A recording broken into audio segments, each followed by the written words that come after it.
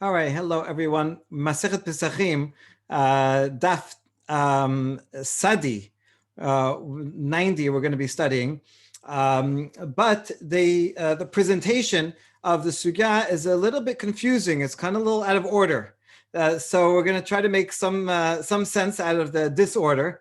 But the content isn't really that complex, so we should be okay. All right, we're discussing this baraita, which we read yesterday, but let's review because this will be the main topic. It says, Tanu Rabbanan, hamemane acharim imo al pischo ve'al chagigato, ma'ot shebeyado chulin. The general rule is, not forget Korban Pesach for a second. The general rule is that, let's say I have money, I have $100, and I say, I am designating this $100. I'm going to use it to buy a korban, all right, to buy an animal for a korban.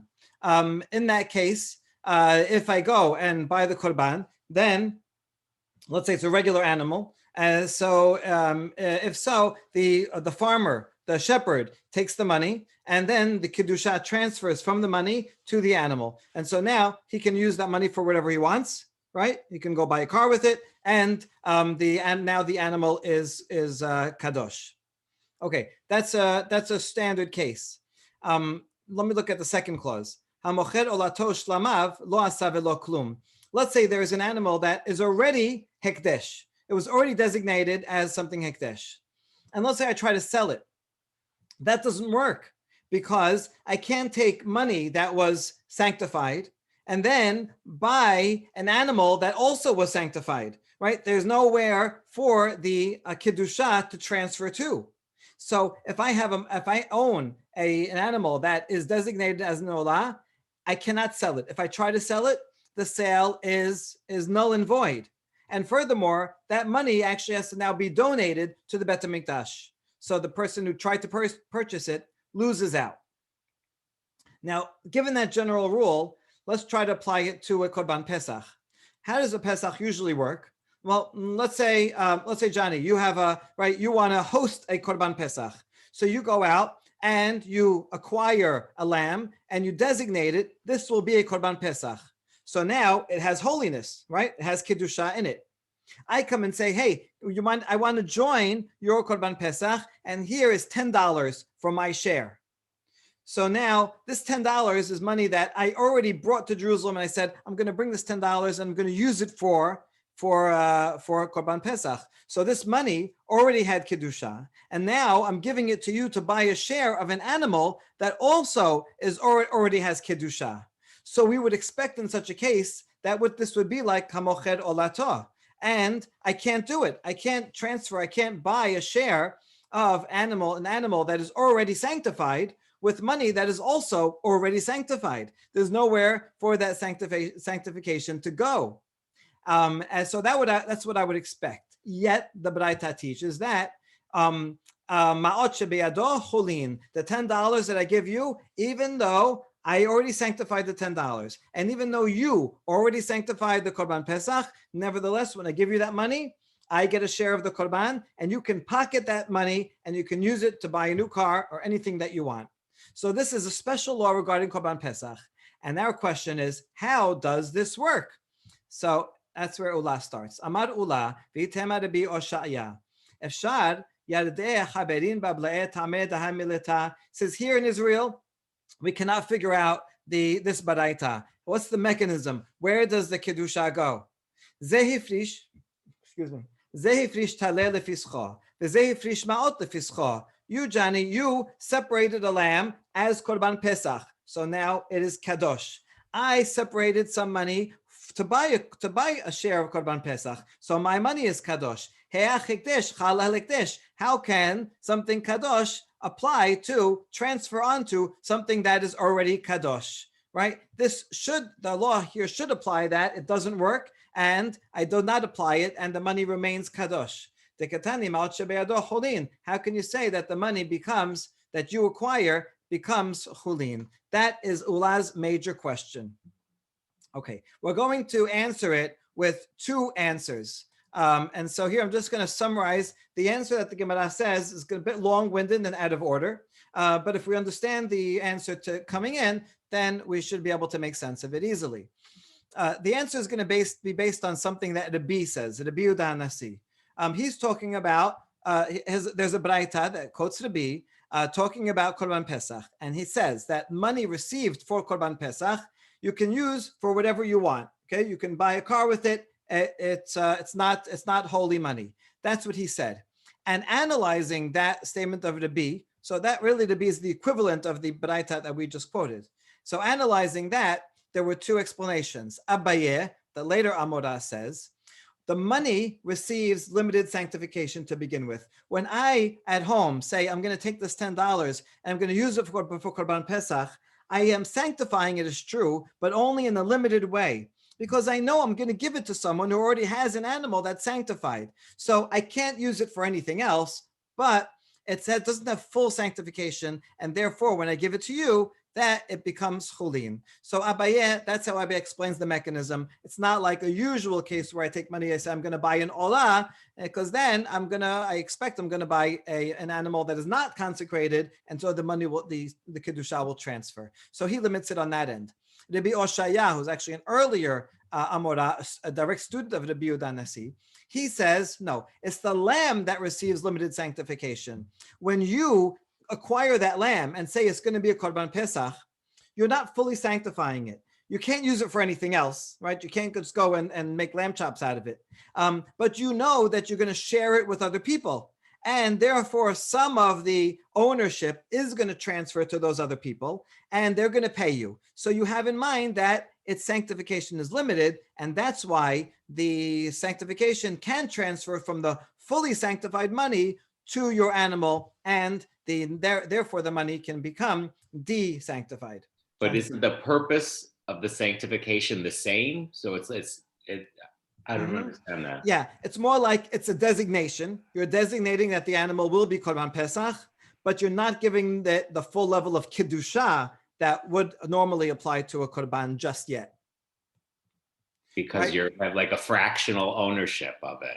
Yeah, so like you can't use it for anything else. It's kind of maybe as an analogy, when you do Kiddushin with a woman, so she cannot marry anybody else, but you're not yet married, right? And then you do Nisu'in, and then that completes the bond, right? Okay. So regarding Korban Pesach, because it's a shared Korban, and you're going to go through this process, this might change hands and different people, so that's how it works. So that's basically it. Abaye says, there's a limited sanctification on the money. That's how the Kiddusha of the money can leave. Rabbi Oshaya says the limited sanctification on the lamb, and that's why whatever was on the money can transfer onto the lamb, and then the money can be used fully. That's the two answers. Abaye likes his answer at first. When he hears about Rabbi Oshaya's answer, then he changes his mind, and he actually likes Rabbi Oshaya. So that's what we're going to end with. All right, now let's look at the Talmud. The first page here of 90a already assumes that you know a Mishnah and what Rabbi Oshaya said. So it gives a whole argument and then quotes the sources later. So that makes it very difficult to understand if you read it in order. What I'd like to do is skip this page right now, start with the next page, 154 in the Steingelt edition, and then once we see the sources, we'll go back to page 153 and everything should be clear. So we say, Mahi de Rabbi Oshaya. What is the statement that Rabbi Oshaya actually said, right? What is the Mishnah that he quoted and that he commented on? Ditnan. There's a Mishnah in Masechet Temura that says, Natan la mukdashim be'et nana lo hare elu mutarim. So there's a pasuk that says, Lo tavi et nan zona. One may not bring a payment to a harlot to the Bet HaMikdash.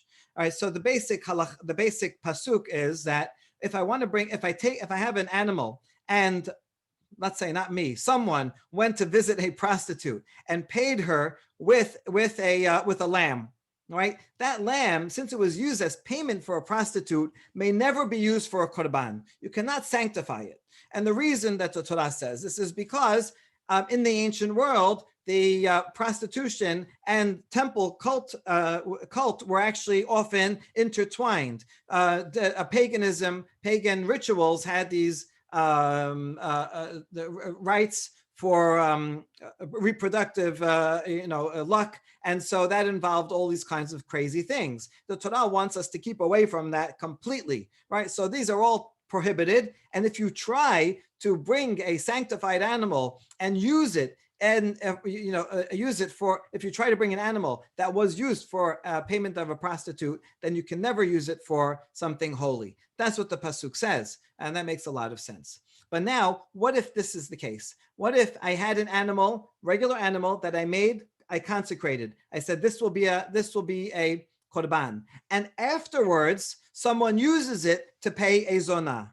Now, does it lose its sanctification or not? The Mishnah says, "Hare elu mutarin." It's okay, right? As we said, when something becomes kadosh, it belongs to the Bet HaMikdash. So I can't really even transfer it. I can't sell it to anyone. So the fact that I gave it to the zonah is not an actual payment. It's nothing, right? It's null and void, and so it does not lose its kedusha, and it can be continued. We can continue to use it as a korban. The pasuk only applies when it's an unconsecrated animal that's given to a zonah.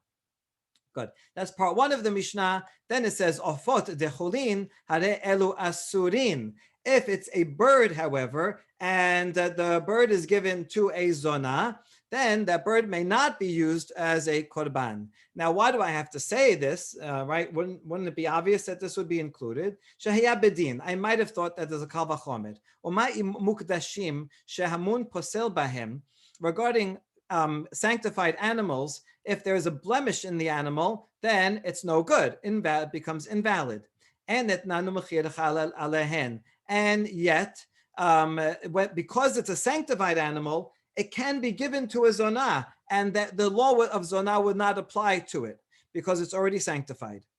Ofot she'en hamum posel bahem. The general law regarding birds is that a mum, if it has just a wart or something, that's not a problem for birds. And a bird, only if it's missing a wing, a whole limb, then it's not good. But small blemishes in the birds do not invalidate them. So therefore, you see, birds, we are more lenient about them. So enodin she'enet nanu mechir chal alehem. Then all the more so, I would assume that the law of zonah does not apply to birds. And so even if I took just a regular bird and someone gave it to a zonah as payment, it could still be used as a sacrifice. That's what I would have thought based on the kal vachomer.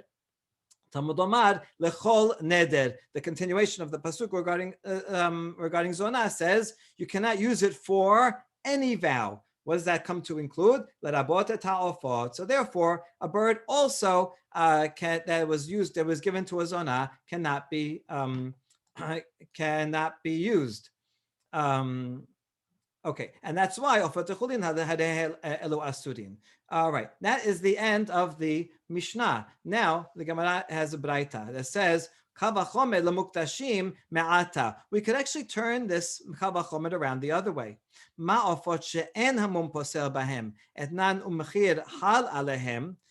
Since that birds do not have the law of a blemish, does not apply to them. A blemished bird can be sacrificed, and yet the law of zonah does apply to them. If I give the bird to a zonah, then it cannot be used. Muktashin shamun posel bahem and odin shetan muchir chal alehem. Then animals that were made hekdesh already, and where the laws of blemishes do apply. So wouldn't it be all the more so? I would think that if it's given to a harlot, then it would be a problem. And so according to this, it would be the opposite of what the Mishnah taught, that an animal that was already sanctified and then give it to a harlot would be not good. That's what I would have thought based on the kal vachomer. That's why the pasuk comes in and says, Talmud Lomad lechol neder pelat lan nadur. So it cannot be used for any neder, but that will exclude something that was already promised, was already sanctified. Then the law does not apply. Okay, that's what the braita says. Now we're going to analyze that braita. So do you see the only reason for the law in our Mishnah that a sanctified animal can be given to a zonah and still sacrificed is because of the extra word neder. Halav hachi hava amina muktashim chal isur etnan alehen veha en adam oseh davar she'eno shelo. So without that word, that I would have understood. The hava amina would be that even sanctified animals, the law of not giving it to a zonah does apply to them. And if I took a sanctified animal and I gave it to a zonah, then it would be prohibited to use it as a sacrifice. So this is a long way of presenting the following question. Wait a second. I thought that the general rule is of something that is not mine, I cannot give over to a zonah and will not become prohibited. Just like if I take an olah and try to sell it, doesn't work. I can't sell it because it doesn't belong to me, right? It belongs to hekdesh. So too, I thought that even without this extra word, right? Why do I need that extra word? It just seems logical that an animal that was already hekdesh does not belong to me, belongs to the Bet HaMikdash, and therefore, even if I try to give it to zonah, it won't work. Right, and therefore it should never be prohibited. So that is the question. Why do I need that extra word to teach me this law? I would have known it simply logically. Okay, this whole problem is actually kind of equivalent to the Korban Pesach problem, where also we have something that is hekdesh, and yet somehow the transfer of money works. As so too here, it's something hekdesh, and yet somehow the transfer to the zonah works and makes it prohibited, if not for the pasuk. So that's the question that Rabbi Oshaya is responding to. Amar Rabbi Oshaya b'mamneh zonah al pischo v'rebihi. Oh, this whole Mishnah, right, and discussion we had are not talking about a regular animal. This is talking about Korban Pesach. And here's what happens. Someone goes and visits a zonah, and then he pays her not by giving her a whole animal, but saying, hey, you can have a share in my Korban Pesach. Okay, this is, I guess, a religious zonah, right? She wants to eat Korban Pesach together. So in such a case, that's how it works, because it's specific to Korban Pesach, and Korban Pesach has this ability that it has a monetary value. Even though I made the Korban Pesach, I designated it already, and so it's hekdesh, and yet I can sell you a share in it and take the money. And so to here, the person can give a share to the zonah, and that is in fact considered a transfer of value, and that makes it pasul. Or it would make the Korban Pesach pasul if not for the pasuk. And so that's how Rabbi Oshaya answers that question. And in all this, he's following the statement of Rabbi. What might it be? What did Rabbi say? Here is what he said. Detanya, imim atabait mihiyot miseh, hachayehu miseh, mikede achila velo mikede mikach. This is Tanakama, not Rabbi. Tanakama says that the word mihiyot, we're reading the he as if it's a chet. That hachayehu miseh, the person that owns the lamb, right? He separated it and he's offering it to others. He can live off the seh. So that replies only to using the money for eating, but not to buying anything else. Which means, right? Again, Johnny, you went and you bought a lamb for $100, and now you say, hey, anyone can come and join, right? So if I give you $10 to buy a share, you can use that $10 only for the meal, but not to buy a car. That's the Tanakama.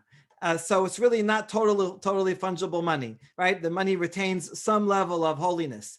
Rabbi Omer, af mikedem mikach. He says, no, you can buy anything you want, right? You can purchase, even if it has nothing to do with the meal. Shem en lo, mamne acher imo al pischo ועל חגיגתו, ומעות שבידו חולין, שעל מנת כן הקדישו ישראל את פסחיהם.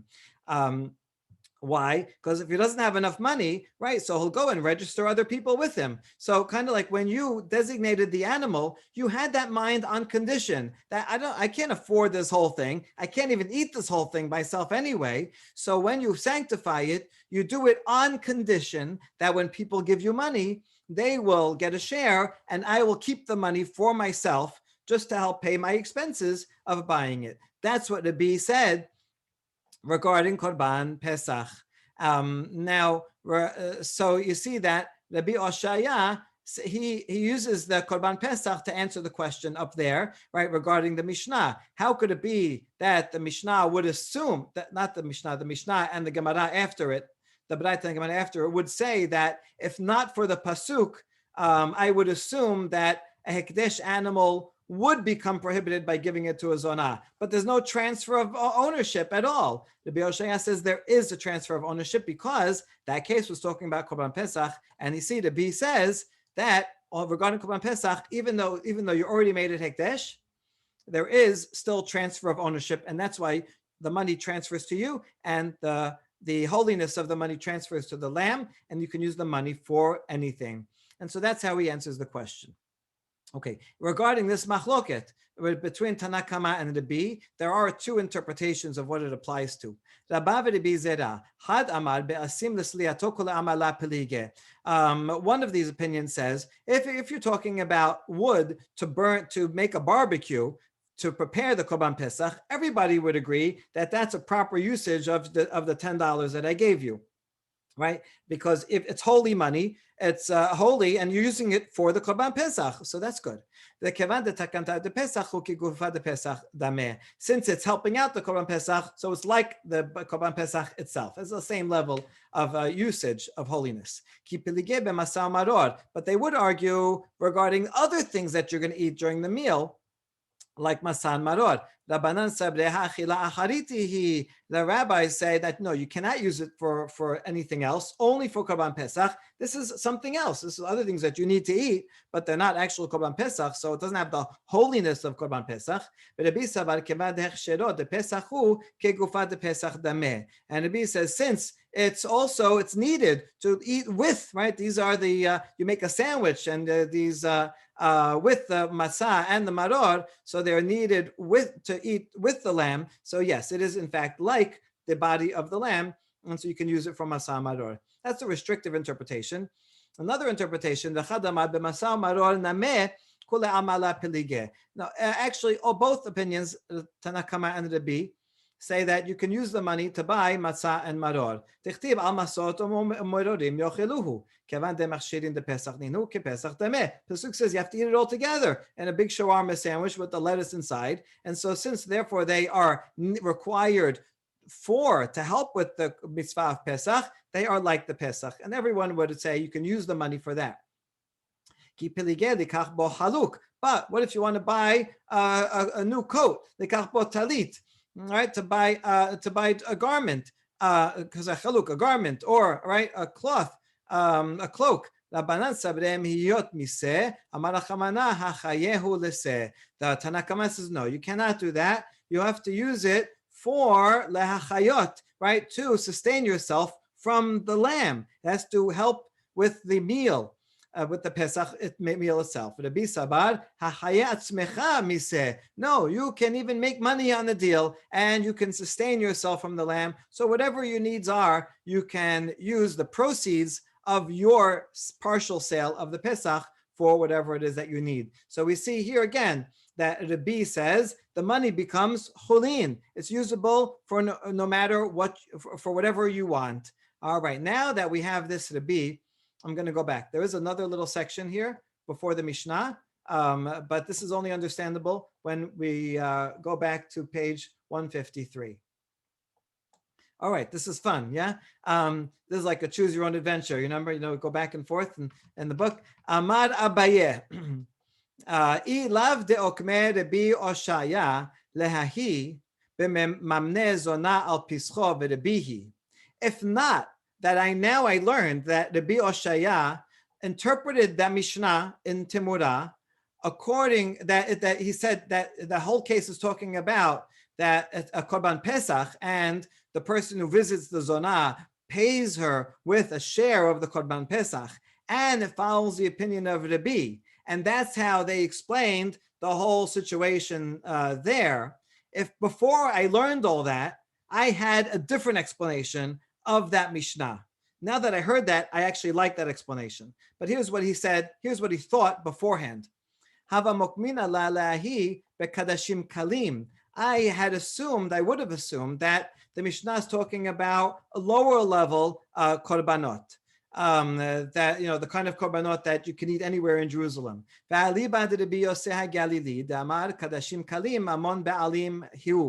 I was following the opinion of Rabbi Yosef Galili, who said, Kadashim Kalim, like a shilamim, I own it, right? Even though it is a sacrifice and has limitations, but I eat most of it and I actually own it. And that's why that would explain that whole that whole thing there with the Mishnah and the Braita and the Kal Vachomer, where it would have been talking about a case where it was Kadashim Kalim, where I do own ownership, and even though it's sanctified already, if I would give that to a Zonah, in that case, since I have ownership, so the ownership would transfer to the Zonah, and it would become pasul, even though it was already sanctified. And that's why we needed the extra word, lechol neder, to teach me that even in such a case, it's permitted because it's already sanctified. So I had an answer to that question.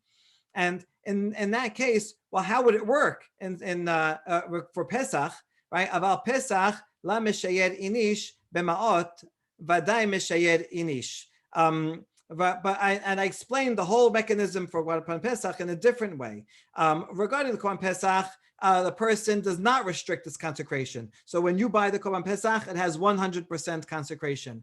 But when I designate the money and I say I'm going to use this $10 for Korban Pesach, I have in mind a limited consecration because I know it's going to be transferred to someone that already has a consecrated animal. And so that's how I explained that's how I explained our Baraita here in Pesachim.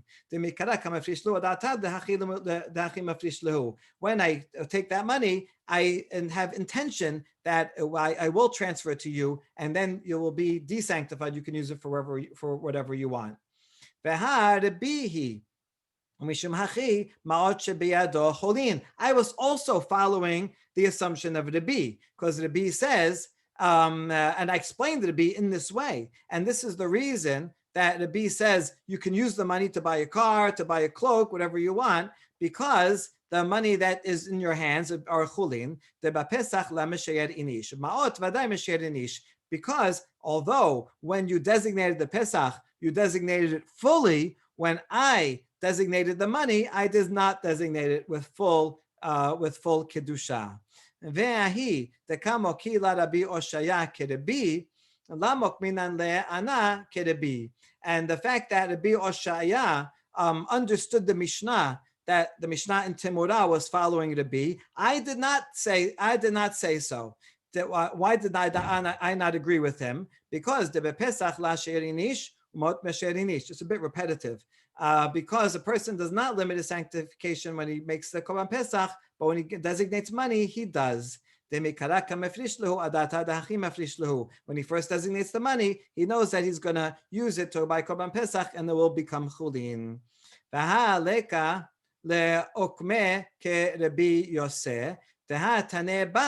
now I realize that my previous answer was wrong, and I cannot assume that the Mishnah and Timurah is following Rabbi Yosef, because there's a Baraita in that regard that's regarding Rabbi Yosef that says Hamocher olato shlamav lo asav lo chelum. Even Rabbi Yosef would agree that someone who tries to sell an olah, which is kodshei kadashim, ushlamav, which is kadashim kalim, and yet I cannot sell it. So you see, even Rabbi Yosef agrees that although it's my ownership, I cannot sell it. I cannot transfer it over. And so therefore, even Kadashim Kalim, if one would try to give it to a Zonah, it actually would not work. And so that my previous answer did not work. So now I realize that and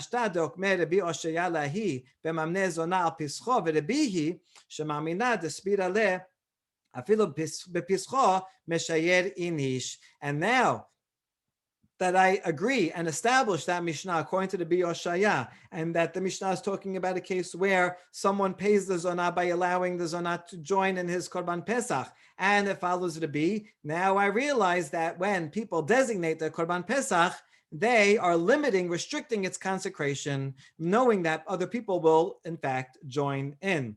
And so, right, that's Rabbi Abaye now comes and agrees with the answer of Rabbi Oshaya. All right, this whole page, the style here is very unusual. I think you'll agree in this repetition and the way it's explaining things. So, I wonder just how this was transmitted and placed here, because it seems to be something different about this than standard Talmud. All right, but now that we have that, now I'm skipping back to where we left off, where we just asked one more question of clarification. Ul Abaye damar ilav du'ukma Rabbi Oshaya lahi b'mamneh zona al pischo v'rebihi have mokminan la b'kadashim kalim. Right, Abaye's opening words where he said, if not that now I know that Rabbi Oshaya assumed and explained that Mishnah that's talking about the person paid the zonah with his korban pesach, a share in his korban pesach, and it follows Rabbi. When before, had I not known that, I had explained the Mishnah that's talking about kadashim kalim. V'alibad Rabbi Oshaya Galili damar kadashim kalim mamon be'alimhu ava b'pesach lo meshayer inish. I explained that was talking about according to Rabbi Oshaya Galili, and he says kadashim kalim are the ownership of the ownership of the person who's bringing the sacrifice. But in general, Korban Pesach, a person designates it fully with 100%, and it's just the money that's limited. Hold on, the Braita says explicitly that it's on condition that the reason why the money that's transferred becomes chulin is because when people designate their pisrehen, it's only on condition that they will be able to accept money that is kodesh and transfer that kedusha onto the Pesach. So you see, even the language of the Braita suggests the explanation of Rabbi Oshaya and not the explanation that Abaye originally had. We can answer, we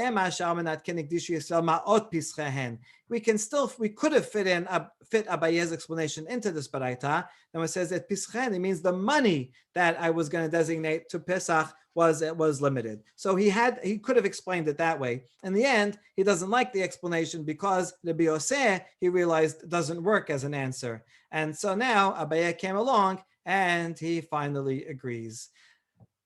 All right. So to sum up, we explained this mechanism of how this works. That holy money can be transferred to a holy korban pesach, and yet the owner of the pesach can pocket the money because when he designated the korban pesach, it was a limited designation, but didn't have full kedusha yet. And so as people pay, it kind of fills up the kedusha. The kedusha level. All right, and that concludes the discussion of that Mishnah. And now we go to a new topic, which should be a lot easier. Zav shera'a shetere'iyot shochatin alav b'shevi'i. A male who saw an unusual emission, he becomes tameh. If he sees 2 days in a row, then he's tameh for 7 days. And he doesn't have to bring a korban because he only saw twice. So if his 7th day happens to be the 14th of Nisan, then someone can offer a korban pesach on his behalf, right? He'll pay in. He can't touch it or anything because he's tameh during the 7th. But since all he'll have to do is go to the mikveh and then he'll be tahor at night, he will be able to eat it. So that's good enough. So even though he's just almost tahor, he's potentially tahor at night. That's fine. If a zav saw an emission 3 days in a row, then he becomes the highest level zav, and he's tameh for 7 days, and then has to bring a korban on the 8th day. So his 7th day would not be sufficient because he cannot eat from korban pesach until after he brings his korban. So, but if his 8th day was the 14th of Nisan, then we can assume that he will bring his korban pesach, and then at night he will be able to eat the korban pesach. He can bring his korban for zav, and then at night he can eat the korban pesach. So therefore, we can he can join in to a korban as long as it's the last day of whatever his requirements are. Shomeret yom keneged yom. Now we apply the same thing to a female. If she sees an emission of blood, not at the usual time of her period, then she is called a zava. If she sees 1 day or 2 days, all she needs to do is wait for 1 clean day. So if the 14th of Nisan is her 2nd day or whatever day after she saw once, shochatin aleha basheni shela. Then all she has to do is go to the mikveh during the day. As soon as nightfall comes, she will be permitted to eat. Therefore, we can slaughter a korban pesach for her. If she saw blood for 2 days in a row, then she still only has to wait 1 clean day. That's the difference between the male and the female. The 2 days in a row is a lot more lenient for a female. Shochatin aleha bashelishi. Then she saw 2 days. If the third day is the 14th of Nisan, again, all she would have to do is go to the mikveh. She's fine at night, and so therefore we can prepare korban pesach on her behalf. Behazava, if she's zava gedola, meaning she saw for 3 days, then she becomes tameh for 7 days, and she has to bring a korban hatat on the 8th day. If the 14th of Nisan was her 8th day, then we can assume that she will bring the korban on that day, on her 8th, which is the 14th of Nisan, and she'll be totally fine to eat it on at night. And so you go zav and zava, right? As long as they become pure, totally purified by nightfall of the 15th, they can join in korban pesach. That's the Mishnah. Gemara, Amarav Yehuda Amarav. Shochatin vezorekin al tivul yom umchusar kippurim. That makes a more general statement that you can prepare korban pesach, both shechita and zirika, for anyone who is tivul yom, which means the person went to the mikveh, they were tameh, they went to the mikveh already. For example, the ones above, like a zav and zava, or someone who touched the sheretz in the morning and went to the mikveh. All they need to do is wait till nightfall. So anyone in that situation, they can join in. Or mechusar kippurim, that's the zav and zava, they need the full 7 days, as long as they went to the mikveh on the 7th day, and on the 8th day, all they need to bring is their korban hatat. That if that 8th day is the 15th, we can prepare korban pesach for them. However, here's the first chumrah we have. If someone touched a dead rat in the morning of the 15th and 14th, and they did not go to the mikveh, then we may not prepare korban pesach for them, right? It has to be that the only thing that they're missing is nightfall. If they still have to go to the mikveh, we're not sure if they're really going to go or not. So that they're missing a step, and so we cannot do it for them. That's Rav's opinion. Ve'ola amar af shochatin vezorekin al temeh sheretz. Ola is more lenient, and he said, even if you just touched a rat and you're going to need to go to a mikveh and haven't done it yet, and you're still waiting, and you're waiting for last minute for some reason, and 3 p.m. comes around and they're making the korban pesach for you, that's fine. You can join in, go to the mikveh later, and then at nightfall you'll be able to join in. Okay, and now we're going to ask a series of questions to Rav. Le Rav, Maishana tivul yom de hazeh le'urta, temesheres nameh hazeh le'urta. Rav, what's the difference if this person who touched a dead rat in the morning, what's the difference if he went to a mikveh before they prepared korban pesach for him or after korban pesach for him, right? If it's a tivul yom, he's still missing that nightfall. And tameh sheretz, also at nightfall, we assume that he's going to go to the mikveh, and then at nightfall he'll be okay. Rav responds, mechusar tevilah, but he didn't go to the mikveh. He's missing 2 things, mikveh and nightfall. Not good enough. We ask Rav, tivul yom nameh mechusar ha'aleh harev shemes. Tivul yom is missing 1 thing. Yeah, but he says that's not the same. Shimsha memela arba. The sun sets by itself. As long if he sits there and does nothing, he will become fully tameh once sunset comes. But the person who's tameh sheretz and didn't go to the mikveh, he's got to get up and go and do something. And so it's not an automatic that he will be good. So since we're not sure if he's going to do it or not, that's why I make a distinction, right? You can't be missing an active step. You can be missing a passive step. All right, let's see if that applies, Rav. It doesn't, because mechusar kippurim nameh ha mechusar kapara, right? A zav or zava who need to bring a korban on the 8th day, a zava gedola. So that's an active thing to do, and yet even before the person brings the korban on the 8th day, we nevertheless say, yeah, go ahead, you can bring the korban pesach. So Rav answers, Shekino biyado. The nest, meaning the doves that he brings as for atonement, he already has them, right? I have them right here, so I'm gonna do it, right? Trust me. All right. Well, tameh sheretz nameh hadeh mikveh lefanav. It's just as easily accessible for the case of tameh sheretz, right? That he has a mikveh in front of him. That's just as convenient as the guy who has the birds with him. The guy who has the birds still has to bring it to the Bet HaMikdash and do it. So what's the difference? Is the Dilma Pasha? Maybe the person, the Tameh Sheretz, will be neglectful and he will be lazy and won't go to the mikveh. Then you should have the same worry about the person has to bring the birds, that he also will be neglectful and not actually bring them. And now you brought the Korban Pesach for someone who cannot eat it. Oh, maybe must be the case that the Mechusar Kippurim, the reason why we permit it is because he already transferred the birds to a Bet Din and authorized them. Hey, talking about a Bet Din of Kohanim, and said, hey, here's my birds, you take care of it, right? When it's the right time, you bring it for me. And therefore, it's out of his hands. It will happen automatically. Whereas mikveh, you can't do that. You can't say, hey, would you go to the mikveh for me? You got to go yourself. So therefore, it's less sure that he will actually accomplish it.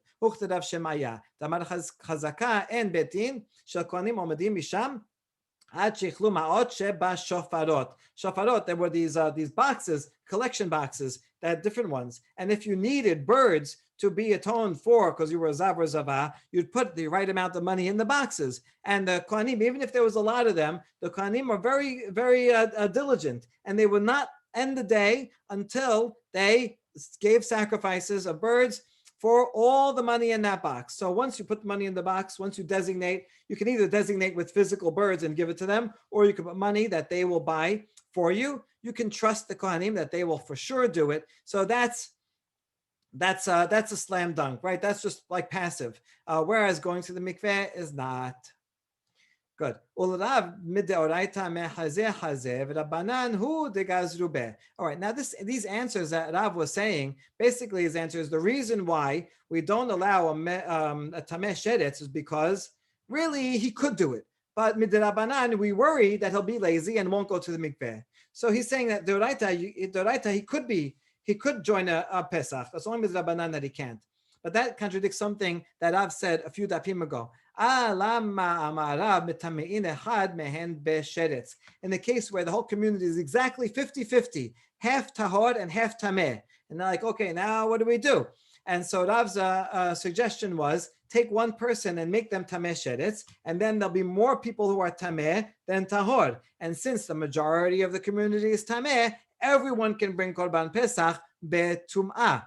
That was he suggested to do. But if he thinks that mideoraita, someone who's tameh sheretz can bring a korban because they could go to the mikveh, they will go to the mikveh, and midoraita, they will go to the mikveh, and they'll be tahor at night, then it's not sufficient. Making someone tameh with tameh sheretz is not good enough. It won't tip the balance because midoraita, the person who's tameh sheretz is still actually potentially tahor, will be tahor at night. So the explanations that you gave before, which are only at the Rabbanan level, don't explain this statement of Rav, which suggests that it's a deoraita level. Ella, lerab midoraita nami lahazeh. In fact, forget all those explanations before. Rav thinks that it's actually a law midoraita that someone who touched a dead rat in the morning may not bring korban pesach. Tichtiv ish ki yeh tameh lanefesh. Mi la'askenan shechash shebeish shelo liot be'erev pesach. The pasuk regarding Pesach Sheni says, if someone is tameh to a dead body, corpse tumah, that person can goes and does a Pesach Sheni. Now, what kind of case are we talking about? Is it not that it's the seventh day the seventh day since he touched the corpse is the 14th of Pesach. And that's the same law, right? It's the same category as tameh sheretz, because both of them simply have to go to the mikveh. Well, someone who's tameh met has to get sprinkled, right? And then it becomes tameh at night. And so too, someone that's tameh sheretz just goes to the mikveh and he's okay at night. And yet the Torah says he cannot perform Korban Pesach on Nisan. He has to do it on the second Pesach. So you see that according to Rav, the tameh sheretz is the same as the tameh met on the seventh day, and neither of them are allowed to do Korban Pesach in Nisan. Now, if you're wondering, How do we know that this is so? Right? How do you know that this pasuk regarding Pesach Sheni was talking about a tameh met on the seventh day? Maybe it's just someone who just became tameh 2 days before, right? Who said it's the seventh day, and therefore, and that's equivalent to tameh sheretz. So Barla could be Yitzchak. Damar tameh met misvah hayu. He's following the interpretation of Rabbi Yitzchak, and that who said that when those people came to Moshe Rabbeinu and presented the problem, it just so happened to be that they were tameh met of the seventh day. And how does he know that? They couldn't do Korban Pesach on that day. Only on that day they couldn't do it. But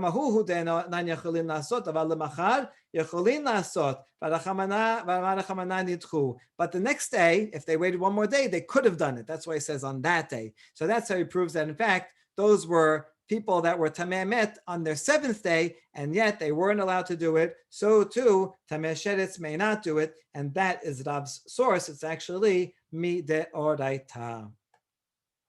All right, that concludes that section, and now we go to the next section of the Mishnah. Tenan zav shera'a shete re'iyot shochatin alav b'shevi'i. Right, a male who saw this emission 2 days in a row, he requires to wait 7 days. He doesn't have to bring korban. My lav de la tebil ushma mina shochatin v'zorekin al temeh sheretz. Wait, so is this not the case where he didn't do tevilah yet, and yet he's allowed to do it? There's actually a question on Rav, because this person would be equivalent. A Zav on the seventh day who did not go to mikveh is the same as a tameh sheretz who didn't go to the mikveh. And yet it says the Zav, you can go and prepare Korban Pesach for him. So to be true for tameh sheretz, la detbil. Rav can say no, he did immerse.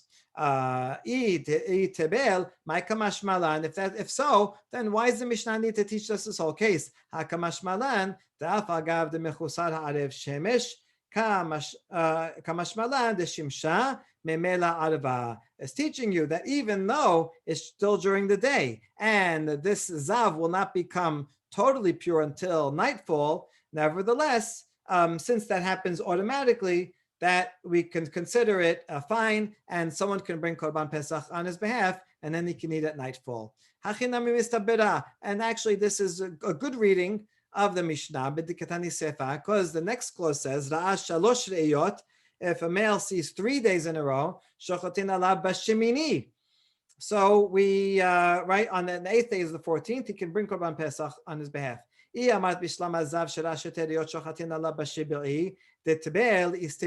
you assume that the previous clause, which was when he saw 2, and he can bring it on the 7th day, that's a case where he had already gone to the mikveh, and that's how Rav wanted to explain it, then I would need the third case as well to teach me something else. I might have thought only the Zav on the 7th day, the Zav who saw twice, on the 7th day can bring, because he doesn't have to do anything. He sits passively, and the sun will set on its own. The mechusar maaseh, mechusar kapara, la. I might have thought, though, that if someone saw 3 days in a row and he has to actually bring korbanot, he has to do something actively, I might have thought that no good, and he cannot bring a korban pesach. Kamashmalan, dafagav, de mechusar kapara, shochatim zorkin alaveh. That's why I need the next clause of the Mishnah to say, yes, even in that case, it's permitted. But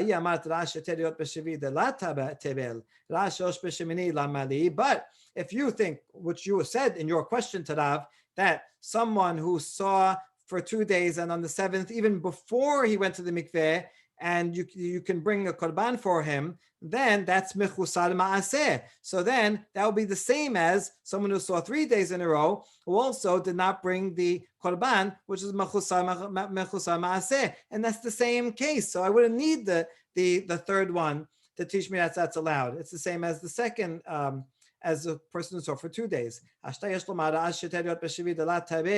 If someone who saw 2 days in a row and on the 7th before he brought korban, he's totally tameh, right? 100% tameh before he goes to the mikveh, and yet we can bring korban pesach for him. Then someone who saw 3 days in a row on the 8th day, and he already went to the mikveh on the 7th day, and now he has a very low level of tum'ah. Right, that person really, for most things, for most purposes, he's tahor. He just can't have korbanot yet. I would know for sure that he would be allowed. So, if according to your assumption, I would not need the third case at all.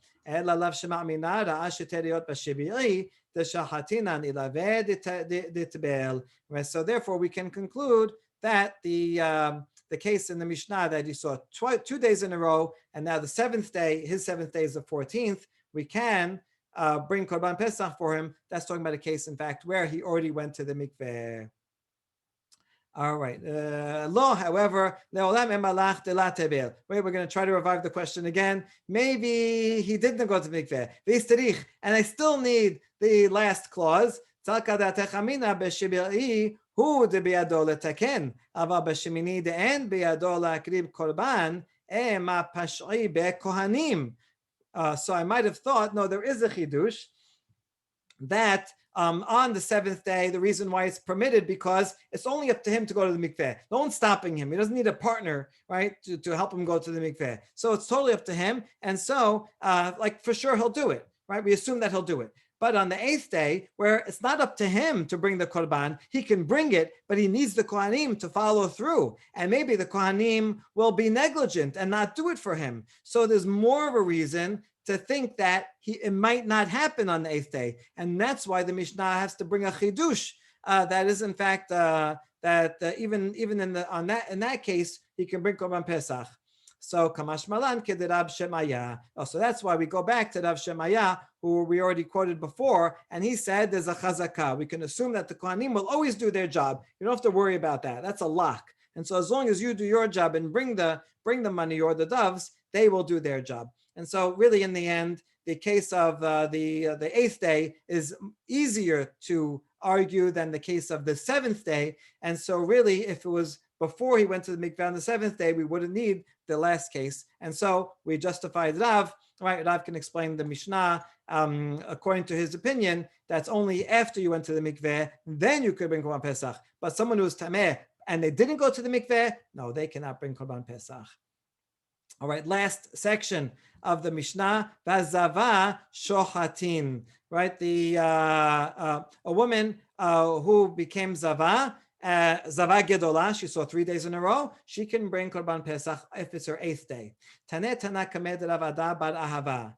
Vazava, right? A Tana, one of the professional reciters, memorizers, recited this following Baraita before Rav Ada. Vazava Shochatin Aleha Bashivi'i Shelah.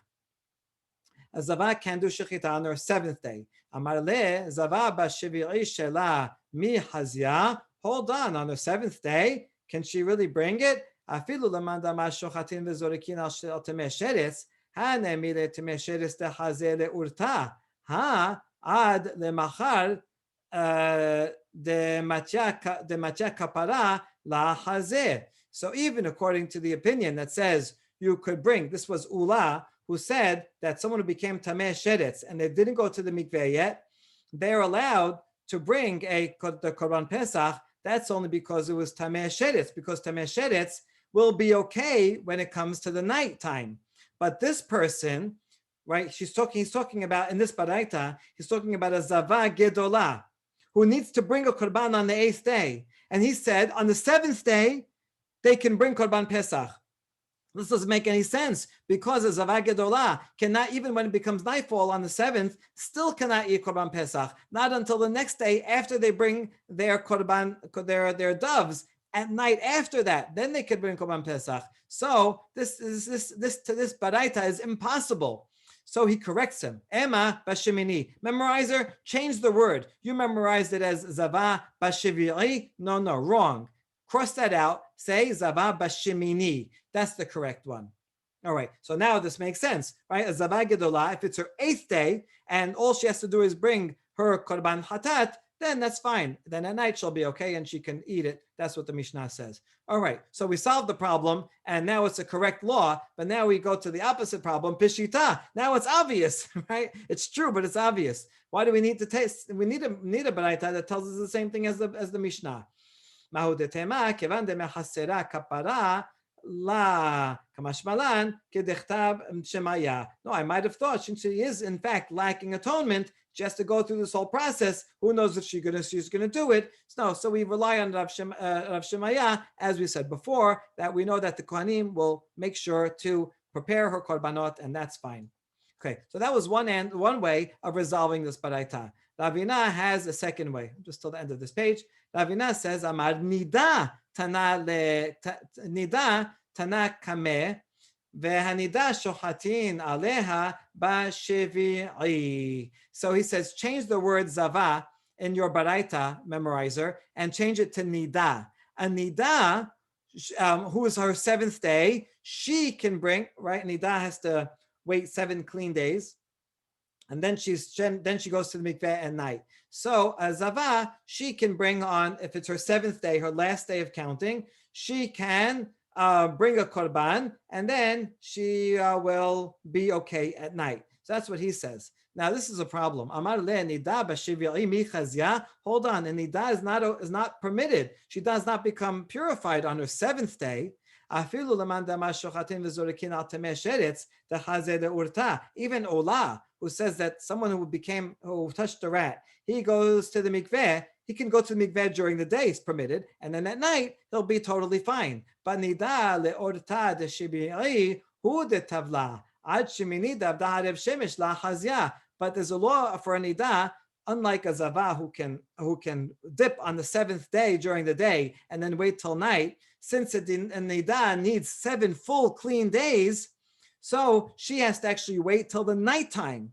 The night would be the night of the 15th to go to the mikveh, and then she has to wait for a sunset after that. So a nida would not be ready until the 8th day. So you know what? Now you have to amend it and say not the 7th but the 8th. So this now requires 2 emendations, nida and shemini. Okay, so now we amended it twice. Peshita, now that we did that, isn't this obvious? If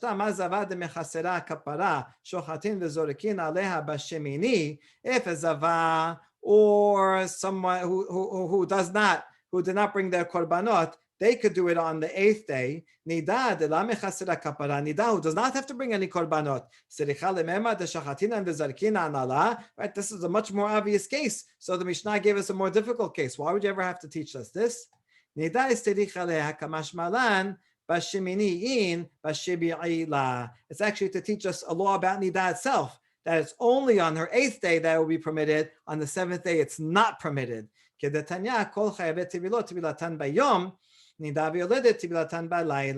For all people who are tameh, they can go to the mikveh during the day and then they'll be fully pure at night to eat kodashim. Except for nida and someone who gave childbirth, they have to have a full counting of days, and so they can only go to the mikveh at night. Tanya yachote tobedet be'od yom tamod lomar shivat yamim tehiyeh benidata kol shib'a ve'oledet itkash lenida. We learned this law that the nida has to go at night from here. Can it be that that a nida can go and to the mikveh during the day? No, it says shivat yamim, for 7 full days she has to remain in her nida status. And so she has to be in that status all for 7 days. That's why she can only go at night. And yoledet is similar to nida, and so that's why she has the same law. So we were able to amend that baraita to apply to nida, and that would make sense. Okay, this applies to halacha l'maaseh, because even nowadays, right, nida always waits till the nighttime afterwards, and it's only in very rare circumstances when there's a pressing need, if it's very cold at night, Friday night, things like that, in which we are lenient for the nida. So actually nowadays we're machmir both ways. We assume women today are both zava and nida. So zava, that's why she has to wait 7 clean days, right? She has to wait some days beforehand to start. She can't start counting on the day of her period, but rather has to wait till she's clean. Only then can she start counting the 7 clean days. That's a law of Zavah. Yet she does not have the leniency of a Zavah, because Zavah can dunk during the day and then wait till night. So she has to wait the 7 clean days like a Zavah and wait till nighttime like a Nida. Baruch Adonai Olam. Amen ve'amen.